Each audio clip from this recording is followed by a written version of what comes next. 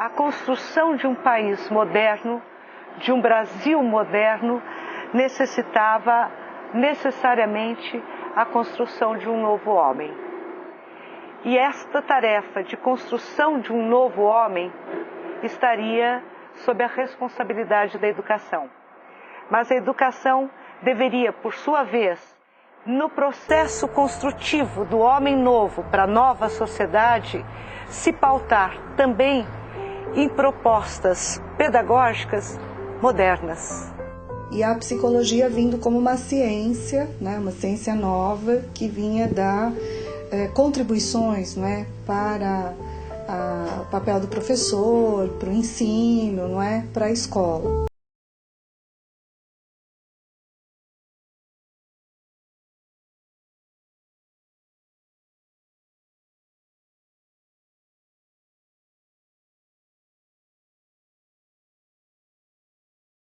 A história da psicologia educacional no Brasil é anterior ao descobrimento, se considerarmos que os índios já utilizavam recursos com nuances psicológicas para formar as novas gerações. Com a chegada dos portugueses, as primeiras escolas do país foram criadas por jesuítas para a catequização dos índios. Delas, surgiram cidades como São Paulo e a certeza de que o ensino no Brasil é um processo a desafiar a combinação de conhecimentos entre a educação e a psicologia. As relações entre psicologia e educação no Brasil, em verdade, são identificadas já desde o período da colônia. Quando se fala hoje da criança que tem problemas de escolarização, muitas vezes essa criança era tratada com a expressão meninos rudes. E a essas crianças era sugerido que não se utilizasse de castigos. Se você pegar a escola do século XVI para ensinar a ler a Bíblia, vai dizer qual que é a verdadeira interpretação da Bíblia. Não é isso? A escola do século XVIII, século XIX, que vai tentar civilizar esse cidadão, né? Ela vai dizer qual é a melhor maneira dele entender os conteúdos. A proclamação da República pode ser considerada um marco para a psicologia da educação no Brasil. Impulsionado pelo positivismo de republicanos influentes como Benjamin Constant, a universalização do ensino ganhou tímido status de política pública. Prova disso foi a criação em 1890 do Pedagogium, dirigido por Rui Barbosa, e o surgimento de escolas normais em várias capitais e cidades do interior do país destinadas à formação de professores. Ao mesmo tempo, surgem os grupos escolares, concentrando vários alunos numa mesma classe sob a tutela de um único professor. Na hora que eu transformo o ensino em ensino obrigatório, na hora que eu digo, olha, todas as crianças em idade escolar devem estar, né, todas as crianças devem estar em escola, né, e a escola é uma atividade, enfim, obrigatória para a infância, né, para as crianças, eu começo o Estado que vai fazer isso, ele começa a se perguntar sobre a eficiência desse aparelhamento, que é a escola. No final do século XIX, a psicologia passa a ser reconhecida como uma ciência autônoma, principalmente com os trabalhos em Leipzig, com Wundt e vários trabalhos nos Estados Unidos. A psicologia passa a ser reconhecida não mais como uma sub-área no interior da filosofia ou como uma temática da pedagogia, da medicina, da fisiologia, mas passa a se constituir como uma ciência autônoma. Experiências em psicologia da educação realizadas por Claparède na França, Hall nos Estados Unidos e Wundt na Alemanha repercutem no Brasil. Clemente Coalho, Lourenço Filho, Manuel Bonfim e Isaías Alves são alguns dos protagonistas de uma nova visão da educação brasileira. Se eu pego crianças com a mesma idade, coloco na mesma sala de aula, né, com um único professor, no mesmo ambiente, quer dizer, se todas as variáveis estão controladas, por que as crianças não aprendem igual? Então é esse fenômeno que vai dar origem a toda uma discussão a partir do final do 19 e do iníciozinho do 20, que é o que está acontecendo na sala de aula que eu tenho o tal do famoso do fracasso escolar. O fracasso escolar é um fenômeno do final do século XIX. É um fenômeno do momento em que você constitui as escolas graduadas, que você estabelece uma seriação muito rígida e que você tem um exame no final do ano de passagem. Então, na hora que eu vou me perguntar o que está acontecendo, por quê que os alunos não estão passando, porque tem alguns alunos que ficam retidos, uns aprendem e outros não, e se aqui eu controlei todas as variáveis, a pergunta é diretamente, então o problema é o aluno. Se o problema é o aluno, quem vai me ajudar a pensar qual que é o problema do aluno é a psicologia. Então, nesse momento, a psicologia aparece como uma ciência auxiliar da pedagogia. Aliás, é um casamento muito bom, porque para a pedagogia, a psicologia desse final do 19 é uma psicologia também experimental, início do 20, é uma psicologia de caráter experimental. A pedagogia se associa à psicologia e isso também lhe confere uma espécie de caráter científico, por justaposição, por complementaridade. Essa relação, né, da psicologia com a educação, ela já vem acontecendo, vamos dizer, desde o século XIX no Brasil, mais intensamente, né? E ela tem início, a sua presença está muito ligada aos primeiros laboratórios de psicologia escolar, né, que começaram dentro das escolas normais ainda, no sentido de avaliar a percepção dos alunos, de avaliar os processos de aprendizagem, né, o quanto que esse aluno aprendia, deixava de aprender. Então, essa presença da psicologia, né, ela estava muito marcada por uma concepção, por uma visão de avaliação. Esse modelo experimental da psicologia, ele não deixa de estar, de uma certa maneira, e aqui no Brasil, fundamentalmente, principalmente em São Paulo, contaminado de um modelo lombrosiano ou de uma psicologia ou de um experimentalismo associado aos determinismos raciais. Por que você pode atuar mais diretamente para uma determinada classe ou uma determinada fração da sociedade e mais indiretamente para outra? Então, a psicologia também vai ajudar nessa discussão dos determinismos raciais. Isso muito... Tanto que você vê, o primeiro gabinete que é constituído aqui em São Paulo, que é criado aqui em São Paulo, o Gabinete de Psicologia Experimental, ele também é um gabinete de antropologia. E é a antropologia do final do 19. Não estamos falando da antropologia cultural de hoje, estamos falando da antropologia do final do 19, que é um modelo determinista racial. Isso vai sendo, vamos dizer assim, adensado, acrescentado pela entrada no Brasil também, já na década de 10, a partir dos anos 1914, 1915, da psicanálise, né? Então, nesse momento, os médicos começam a trazer a psicanálise para o Brasil e começam a lecionar nos cursos de formação de professores, trazendo para o interior, então, da formação de professor, a ideia de que a criança poderia não estar aprendendo, não porque ela não tivesse aptidão para isso, mas sim porque ela traria algum tipo de problema emocional, né, advindo das primeiras relações familiares que poderiam não ser adequadas a essa criança. Então, toda a concepção, né, de problema emocional, de criança-problema, passa a fazer parte do ideário pedagógico brasileiro. O pensamento predominante ainda isola o fracasso do aprendizado na criança-problema. Mas instituições como a Escola Normal de São Paulo, o Instituto de Psicologia de Pernambuco, fundado por Ulisses Pernambucano, e a Escola de Aperfeiçoamento Pedagógico de Belo Horizonte instalam laboratórios voltados para pesquisa em educação com foco na relação ensino-aprendizagem estimulado pelo ambiente escolar. Qual que é a virada que se dá da década de 10 para a década de 20? Primeiro, a gente tem uma guerra mundial no meio disso, né? Essa guerra, ela é importante porque ela depois que a Primeira Guerra Mundial acaba, você vai ver, Genebra, por exemplo, vai ser, né, ou seja, o Instituto Jean-Jacques Rousseau, mas não só, né? Genebra vai ser o lugar em que você vai ter toda uma discussão sobre a educação para a paz. A educação vai ser pensada num movimento de construção de uma solidariedade, de uma paz universal. Então a pergunta é, nós enquanto sociedade falhamos? Se falhamos é porque a gente não conseguiu construir uma sociedade solidária e pacífica.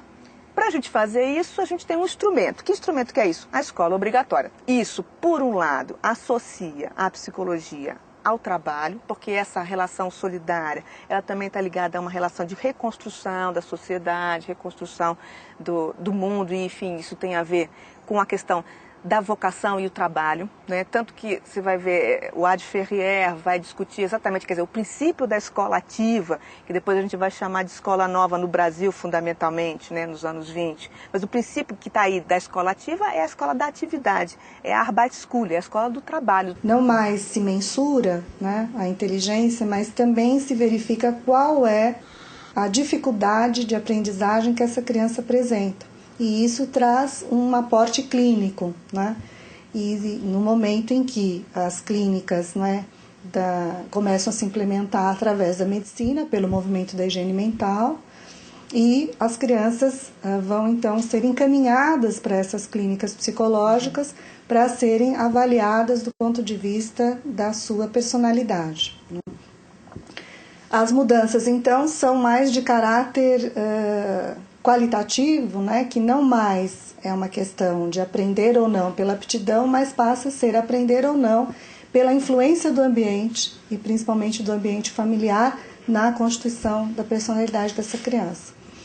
Essa visão vai ser, vamos dizer, questionada, né, alguns anos depois, por uma outra leitura do processo de aprendizagem que é trazida principalmente pela obra do Piaget, né, pela visão da escola nova, pelas concepções interacionistas da psicologia.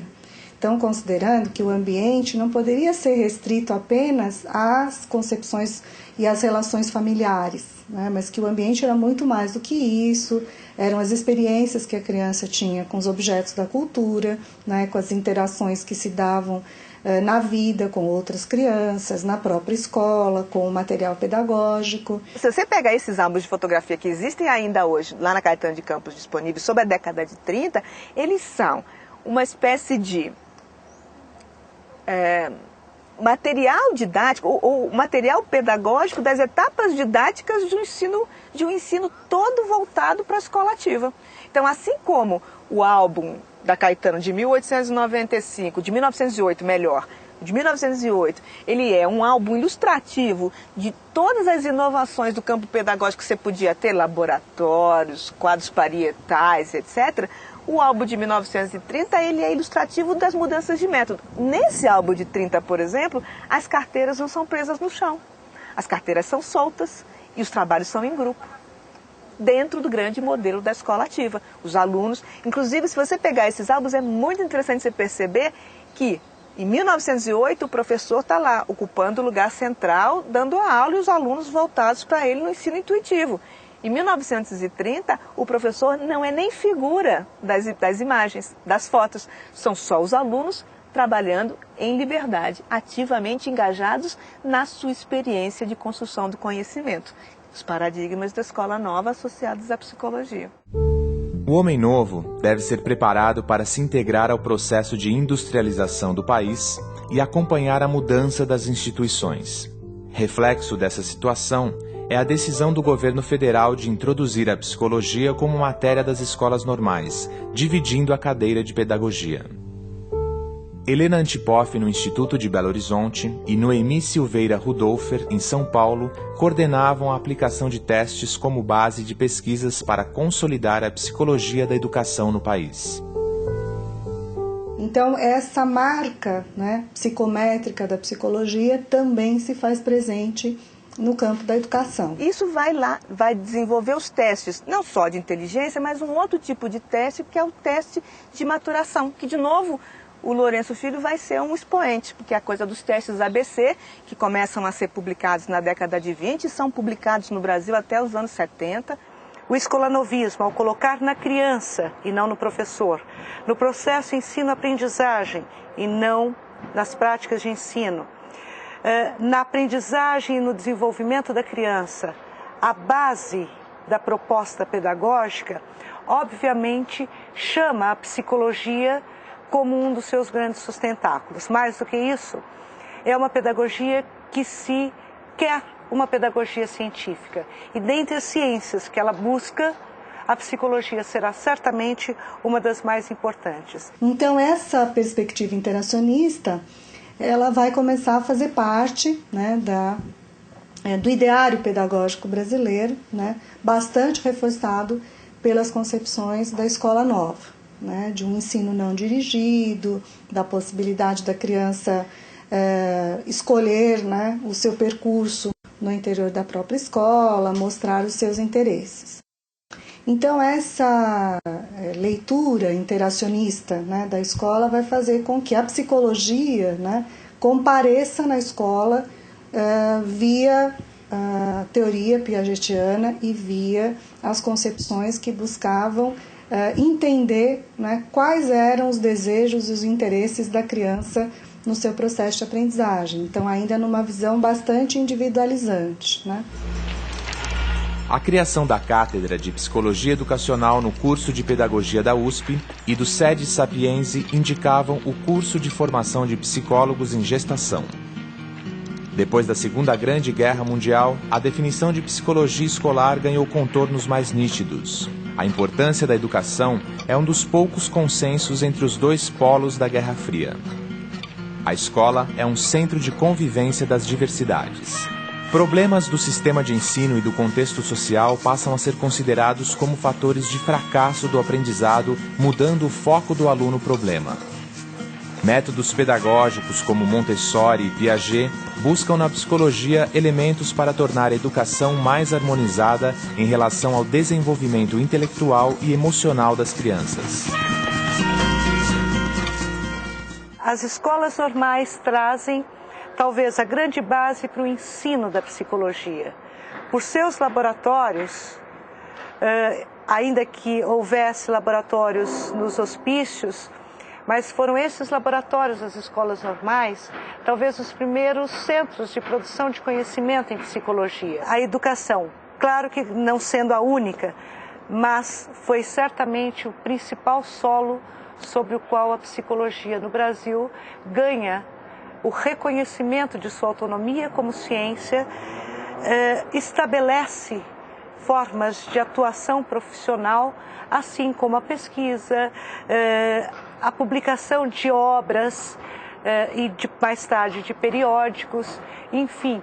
Este vínculo entre psicologia e educação é um vínculo muito estreito e eu diria constitutivo. No Brasil, os anos 50 representam a consolidação da psicologia no país. O plano de metas do presidente Juscelino Kubitschek acelera a industrialização. Surge uma nova organização social. As cidades começam a receber moradores do campo. A classe média aparece como protagonista no processo econômico e cultural. A educação surge como o mais eficiente instrumento de mobilidade social e de construção não só do homem novo, mas de uma nova sociedade. No plano institucional, educadores como Anísio Teixeira e mais tarde Darcy Ribeiro e Paulo Freire propõem novas metodologias de ensino. O terreno estava sendo preparado para o grande salto do país rumo aos promissores anos 60. O que aparece nos anos 50? A mesma pergunta. Por que as crianças não aprendem? Né? Que eu acho que essa que é a grande relação da psicologia com a pedagogia, pelo menos na maneira como eu percebo, né? Por que as crianças não aprendem? A discussão é o meio, né? Porque o meio social, porque a família não ajuda, porque a família tem outros referentes, porque ela vem de uma classe popular, ela vem do ensino rural e ela tem outras referentes culturais. Então, na década de 50, a discussão ela muda de patamar para um outro olhar, que é o olhar do mapa cultural. Então, aqui em São Paulo, a gente tem, tanto no estado como no município, a criação dos departamentos de assistência escolar, né? E esses departamentos contratavam psicólogos, e esses psicólogos tinham o papel de diagnosticar quais eram os problemas que as crianças apresentavam no interior da escola. Então, esse modelo, né, de tentar encontrar na criança a resposta, a causa da dificuldade escolar, passa a ter um respaldo institucional, né? Então, não era mais no laboratório, mas era na clínica de atendimento psicológico, né? Então, essas clínicas elas eram especializadas para atender as crianças que tinham problemas escolares. Não tinha psicólogo na escola. Nessa época não tinha psicólogo na escola. Isso vai até Quando eu fui em Socorro, o vocacional começou em 1962. Nessa época não se falava em psicólogo na escola. Nem orientador educacional tinha nas escolas oficialmente. Nas públicas não tinha. Que é onde também usou muito a psicologia. Mas veio a pós-guerra. A industrialização. A tecnologia. Começavam a aparecer os cérebros eletrônicos. A energia atômica. A bomba atômica já tinha sido explodida lá em Nagasaki. E no Brasil era preciso mudar e não havia meio. Até que houve o Ministério da Educação, fez uma portaria, e a Secretaria de Educação de São Paulo fez uma chamada de classes experimentais. As escolas particulares também queriam mudar. E outras nasceram, porque ninguém estava contente com a escola para os novos tempos, que eram novos tempos do pós-guerra. Em 1962, a profissão de psicólogo é reconhecida. No mesmo período, começam as reformas de base na educação promovidas pelo governo de João Goulart. O contexto educacional ganha dramaticidade com o golpe militar inibindo as experiências libertárias em escolas.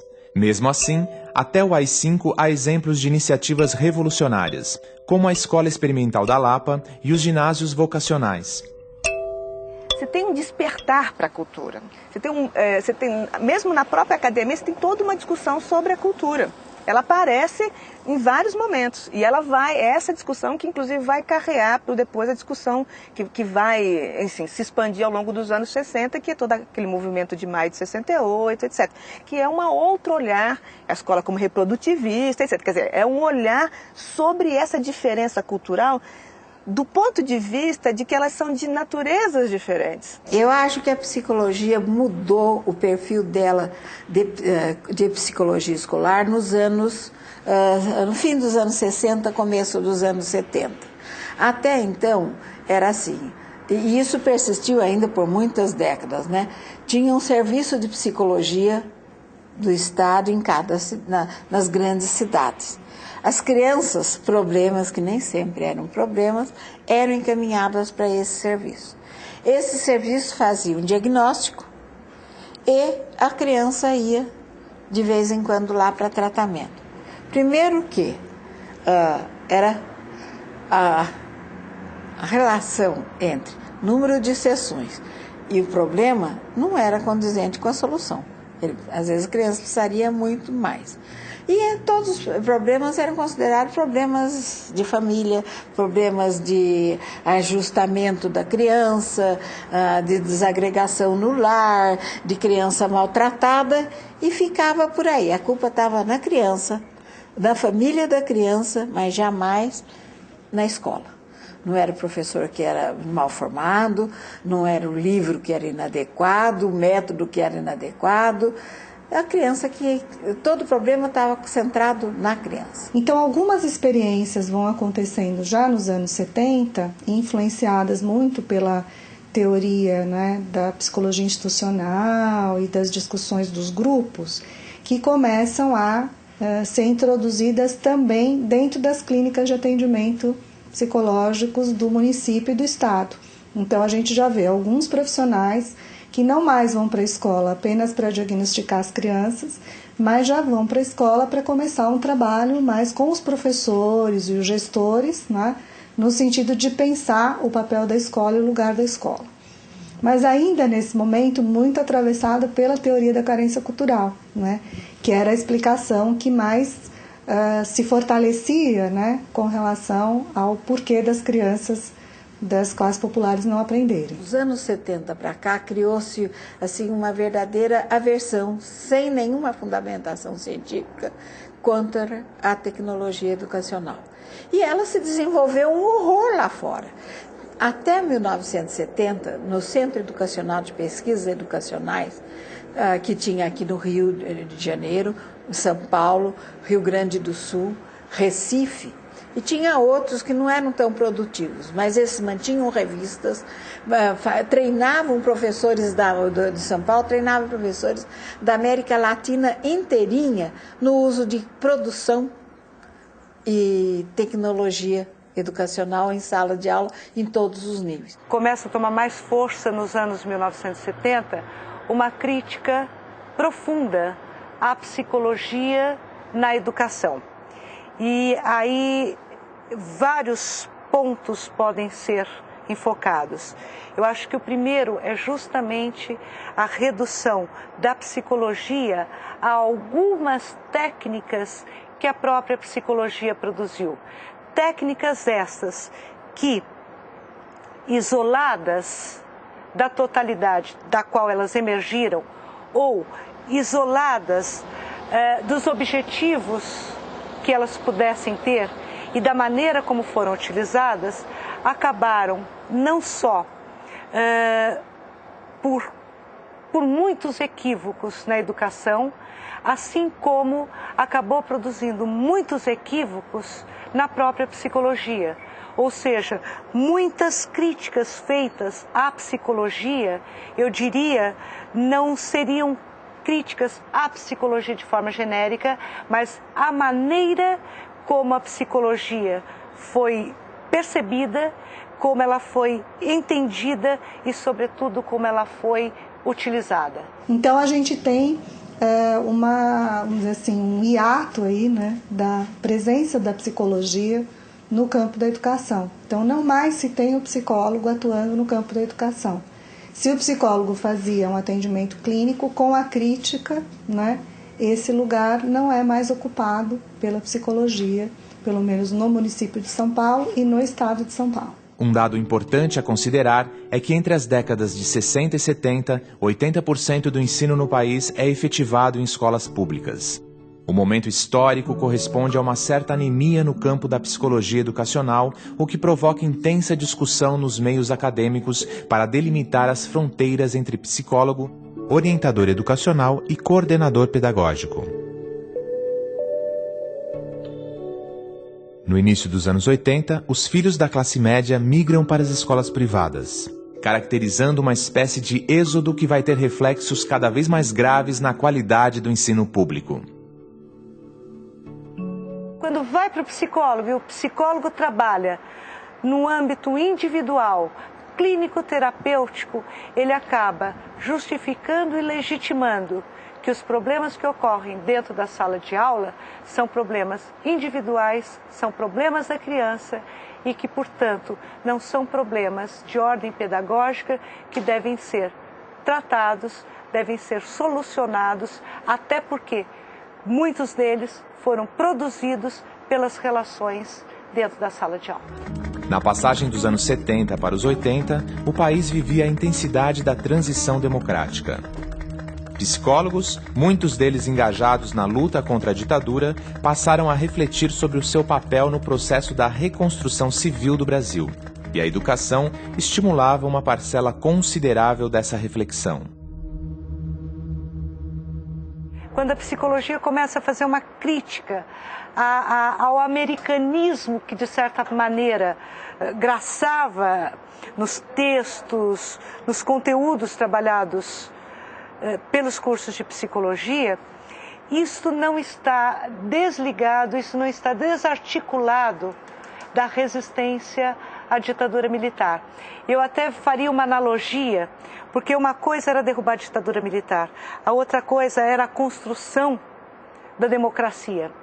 E eu creio que tanto por educadores quanto por psicólogos, a questão não estava apenas em fazer a crítica àquilo que a psicologia produzia na educação e nem somente a crítica da educação tal como ela havia se constituído até então, mas era também mais do que isso, não bastava a crítica, era preciso buscar a superação, era preciso construir uma nova educação e principalmente para nós era necessária a construção de uma nova psicologia. E no interior da universidade, né, uma outra experiência que a gente montou foi aqui no Instituto de Psicologia o Serviço de Psicologia Escolar. Né? Ele foi fundado em 76, né? já no bojo dessa discussão de uma atuação do psicólogo, né, numa perspectiva de compreender a instituição escolar e não de culpabilizar a criança pelo seu fracasso, né? Ele foi fundado pela professora Marilena Souza Pato, que é a pessoa que inicia essa crítica no Brasil, né, no campo da psicologia escolar, tentando pensar uma outra prática do psicólogo, né, que leva em conta os processos de escolarização, né, que produzem a criança que fracassa. O próprio termo fracasso escolar foi cunhado por ela, né, é uma construção teórica que ela faz, né, para explicar o mau desempenho das crianças nas séries, principalmente nas séries iniciais da escolarização. E ela, então, institui nesse serviço, né, através da contratação de 4 psicólogos, uma modalidade de atuação psicológica, tentando pensar uma forma de atuar na escola que leve em conta esses princípios de compreender o fenômeno escolar como produtor do fracasso. E aí toda a discussão que a gente estava fazendo hoje, né, no curso de formação que nós damos aqui para psicólogos que estão no campo da saúde, no campo da educação, é no sentido de mostrar para esses profissionais que a queixa escolar ela tem que ser pensada na sua origem. Então esse processo de retornar à escola, né, de tentar buscar na escola as origens desse encaminhamento, é que, sem dúvida nenhuma, possibilitaria ao psicólogo que está no campo da saúde se aproximar mais do campo da educação. Nos anos 90 a discussão já é outra, a discussão é, puxa vida, será que o lugar da onde a escola fala não é um lugar extremamente específico e completamente, ou seja, que a escola não constrói ela mesma uma cultura escolar, e essa cultura da onde ela fala, ela é distante de absolutamente todas as culturas da sociedade, e que a criança, ao ingressar na escola, não precisa aprender o modo escolar de funcionamento, que não é o modo social de funcionamento. Essa é uma outra discussão, que vem mais para o final dos anos 80, do início dos anos 90. Em 1990, é criada a Associação Brasileira de Psicologia Escolar e Educacional. A ABRAPE foi uma resposta à necessidade de redefinir o papel do psicólogo escolar nas instituições de ensino e na formulação de políticas públicas para a educação. A ABRAPE cumpre o papel de reunir e fazer circular informações sobre a psicologia escolar e educacional. Eu sonhava com isso desde o começo dos anos 60. Eu sentia falta de uma... A gente tinha a Associação de Psicologia de São Paulo, mas era uma coisa geral. E eu achava uma falta danada. Mas não era só eu que sentia essa lacuna. Então a gente foi, assim, pensando, será que a gente não conseguiria criar um organismo que pelo menos realizasse alguns eventos, alguns encontros, que sistematizasse pelo menos a produção. Quer dizer, eu estou interessado em psicologia escolar, naquela revista tem coisa de psicologia escolar só. Não é eu ficar procurando para achar um artigo, correr 10, 12 revistas. Eram pessoas doutoras, pesquisadores de várias universidades, da PUC de Campinas e de outras faculdades de psicologia, mas que viram, né, a necessidade de criar um espaço político de discussão e um espaço também de congregar os profissionais da área, né? A área foi se estruturando, foi ampliando suas pesquisas, né? Foi constituindo-se, né, como uma área realmente de aplicação de conhecimento da psicologia, e isso também vai fortalecendo os congressos da ABRAPE, os espaços de atuação da própria ABRAPE. Hoje, ela é uma associação que tem feito congressos com 1.500, 1.600 pessoas, né? Organizados, os psicólogos ampliam seu espaço na pesquisa e na formulação de políticas públicas para a educação. Se você vier aqui agora no arquivo, no Centro de Memória da Faculdade de Educação, e pedir as fotos do Centro de referência, o Centro Regional de Pesquisas Educacionais, você vai ver que o Centro Regional, ele criou uma escola modelo. Que escola modelo é essa? É hoje a nossa escola de aplicação, mas ainda o embrião dessa escola de aplicação. As fotos que a gente tem dessa escola são fantásticas. São, de novo, fotos que mostram como que a inovação pedagógica entra na sala de aula. Então, você tem as crianças sentadas no chão, né, em roda. Você tem utilização daqueles, sabe aqueles gravadores que a gente tinha grande de rolo? Gravador de rolo em sala de aula, né, trabalhando com os alunos. Então você tem fotos que mostram como que esses recursos de ponta, gravador de rolo na década de 50, me desculpe, mas é um recurso de ponta, hein? Como que esses recursos de ponta estão sendo utilizados na sala de aula como instrumento pedagógico. Então, de novo, você tem. Então, representações modelares dessas mudanças você vai encontrar em instituições modelares também. Acho que o problema da educação, e aí de todos os projetos pedagógicos, é esse. Como você transforma um experimento feito em pequena escala, dentro de situações de um ambiente bastante controlado, para uma coisa em larga escala, num ambiente nada controlado. Você vai ver ainda o psicólogo presente em alguns municípios do interior, né? E já fazendo uma prática a partir da crítica que foi mais instaurada no início dos anos 80. E esses são alguns serviços que se mantêm hoje em várias cidades, por exemplo, São Bernardo do Campo, Guarulhos. Em 2001, quando este grupo chega à Prefeitura de Guarulhos, a rede municipal de educação era muito pequena e basicamente oferecia o serviço em educação infantil pré-escolar. A questão era, não basta aumentar o acesso se isso não vier acompanhado de um projeto político-pedagógico que garanta a qualidade de ensino. E basicamente assim, das vagas em pré-escola, hoje há um número muito grande de crianças de 0 a 3 anos, o fundamental e um investimento muito grande na educação de jovens e adultos. Todos esses níveis de ensino são acompanhados necessariamente por uma equipe, que são os núcleos, formados por pedagogos e psicólogos trabalhando conjuntamente. Havia divisão. Haviam 2 departamentos, um departamento único exclusivo da psicologia e um departamento único exclusivo para a pedagogia. Então, entendeu-se que nada melhor do que a junção destes profissionais, né, num único departamento. Hoje a atuação é por meio de núcleos, né? A estrutura tem um núcleo de educação infantil, educação fundamental, educação de jovens e adultos, educação inclusiva, né? Em todos esses núcleos tem tanto psicólogo quanto pedagogo, todos trabalhando aí numa interdisciplinaridade, principalmente no núcleo de educação inclusiva, que tem outros profissionais, não somente o psicólogo e o pedagogo.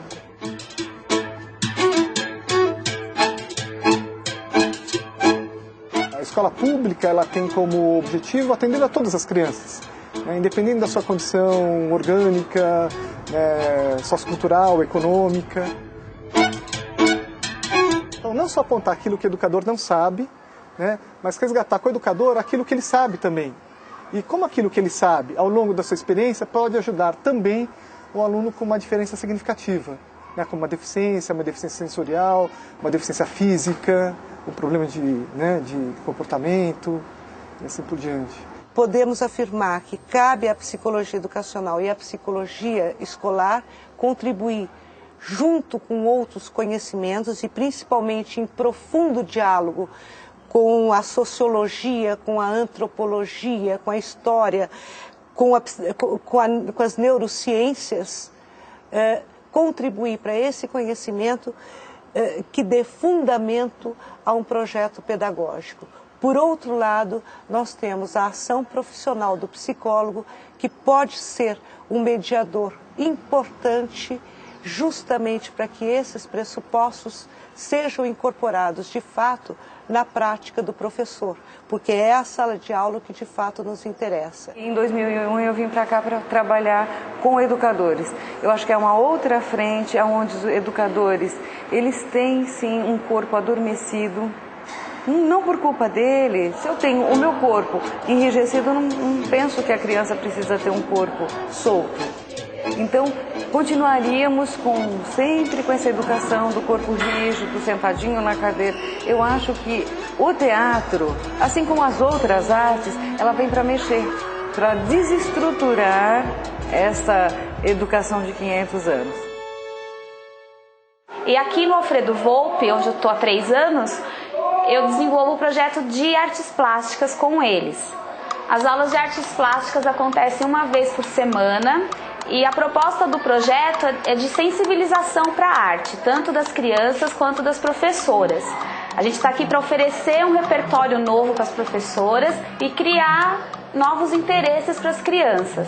Uma dessas atividades que a gente desenvolveu esse ano foi deles estarem começando a desenhar no computador.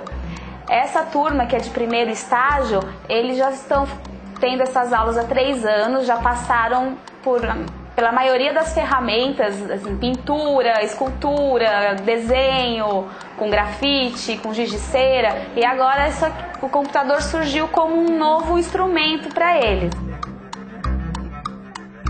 Nós temos 13 computadores, não é um número suficiente para as crianças, mas o que os professores fazem?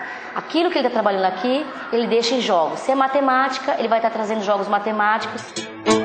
Então, nosso trabalho é assim, sempre integrando o laboratório de informática e as disciplinas do conhecimento.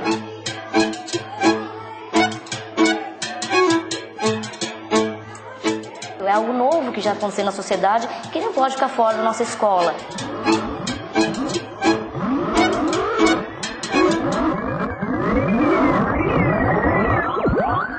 A escola surge na medida em que você precisa disseminar um outro conhecimento, que é o conhecimento escrito, que não é mais o conhecimento da oralidade, mas que é o conhecimento da escrita. Nesse percurso, o que a escola vem fazendo? Ela vem ajudando, ela vem criando formas de lidar com a informação. O que isso quer dizer? Ela vai dizendo o que é o conteúdo certo do que é o conteúdo errado. E como que eu interpreto esse conjunto de informações. O que o sujeito vai fazer com essas informações hoje, bom, aí a gente não sabe. Mas é um pouco isso que a escola vai sempre fazendo, tentando mostrar ou tentando... Ela estabelece o que é a verdadeira interpretação. Estabelece de uma maneira fluida, não é tão consciente assim, mas há um esforço de... Acho que é um pouco isso que a escola consegue fazer.